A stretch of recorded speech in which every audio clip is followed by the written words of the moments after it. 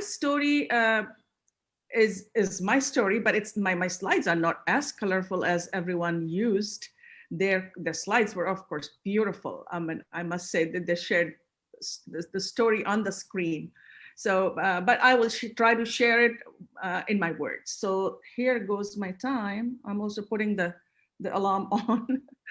So as Hind introduced me, I'm from Kuwait, and I'm working as an academic coordinator at Algonquin College. I'm also the chair to the Conferences Professional Council 2021. So we invite everyone to be there, of course, virtually, as we're discussing it here.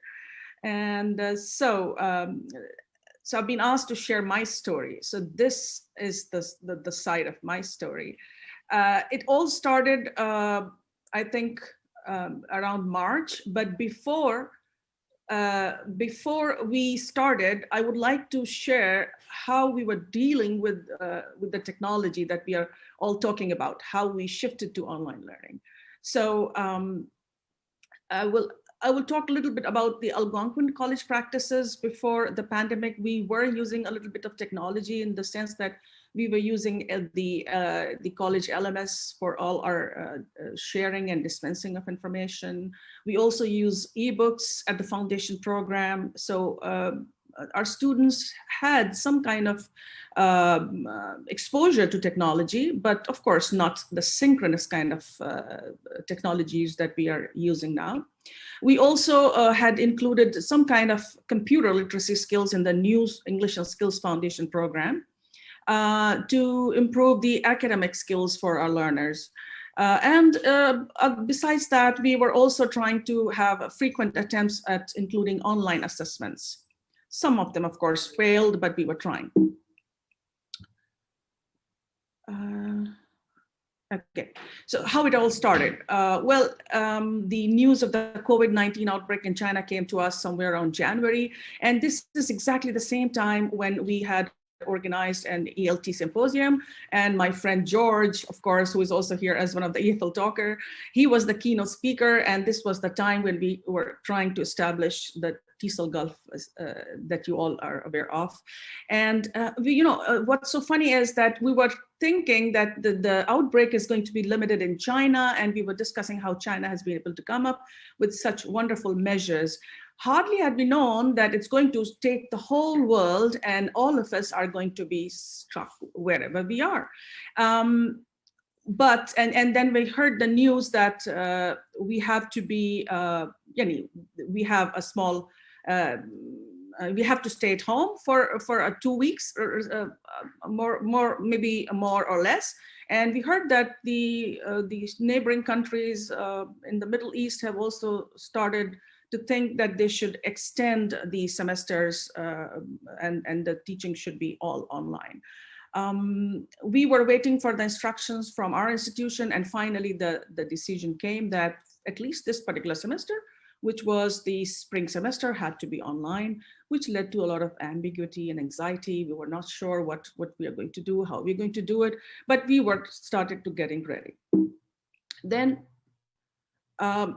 the step of planning came in. How do we implement this online learning we're also talking about?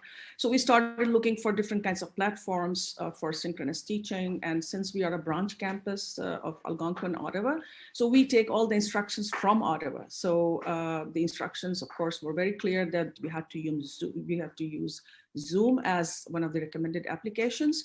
And so they set up the accounts for us, and we had an orientation session with the Algonquin team, and we were all quite anxious about how we would do it, but we were, trying to get used to the whole idea. We were given very clear instructions that we had to orient our students to the Zoom sessions, how to do that. Because, of course, people at Algonquin, Ottawa were also very, very much aware that there are problems if the students are not used to this new kind of technology. The initial limitations for us was that how would students would deal with this, and how would we as teachers would deal with it.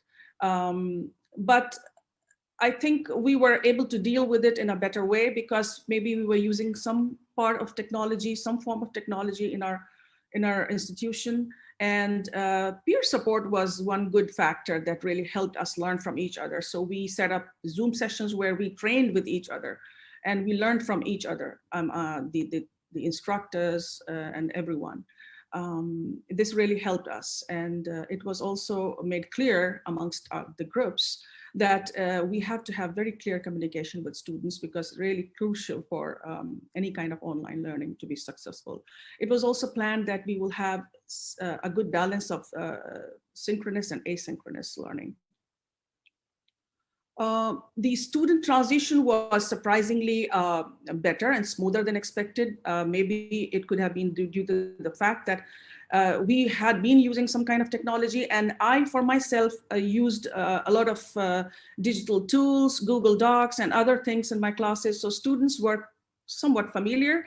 So it didn't come to them as a surprise, but yes, Zoom sessions were very much welcomed by my students, because they felt maybe that they didn't have to travel, because our college is in the suburbs.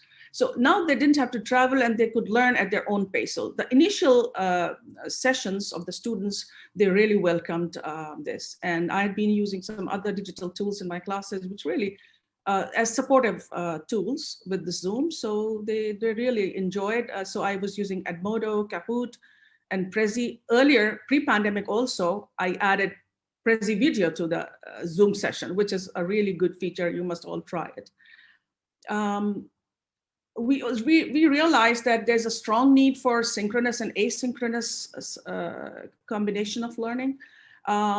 And we definitely realized that we had to support our students on the LMS through recorded sessions of our teachings, through email support, and of course, virtual office hours, for which we were available to them anytime if they needed our support. We made it very clear to them. And I personally felt Google Docs was a great support to me, because it provided the same physical presence to my students as I used when I was with them in the face-to-face classes. I could watch them both synchronously as well as asynchronously. I also honed my skills on OneNote. I'd been trying to learn OneNote for a very long time. And then I realized this is high time that I used it in my class, and it's been really useful to me. Some quick, easy tips. I would say it's very important to personalize your classes. So I always start by checking on the well-being of my students. So they are usually late. So 10 minutes is good time when I can check on them, and the other students can join during that time. It's very important to empower them, to let them choose at times when there is some kind of disengagement.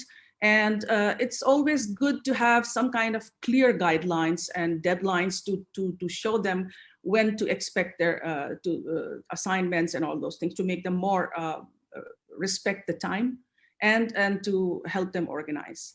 It's very important to have some kind of fun activities. Kahoot has been in my classes earlier also, so I started using it a little bit.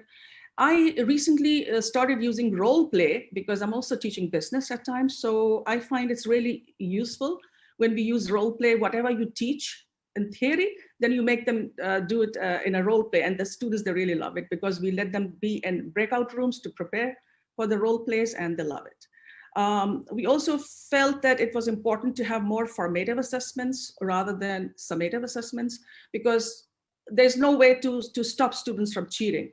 So it's better to have some kind of more leverage towards formative assessments.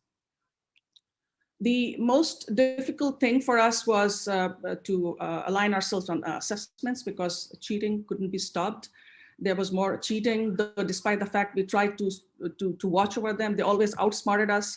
So we decided to shift our focus to formative assessments, to more take-home projects, to more assignments. And so we decided the focus should be more for evaluating learning rather than to evaluate them for content learning. So this is what we tried. We are still trying to make it our main and shift our focus to that. My reflections, if I look back, I would say that technology has really proved to be my best friend pre-pandemic, during the pandemic, and the post-pandemic. It's important to consider the diversity of learners. We have sometimes, I think we have been neglecting the special needs students, how they would deal with technology, how they would deal with these kind of sessions. And of course, we need to have more affirmative assessments. Peer support is a real special tool that can help students help each other. And of course, guided communication is at the heart of everything. Oh, there goes my, I really ran like a horse. Oh my God. Okay. So I try, oh, it doesn't stop. What happened here? Okay.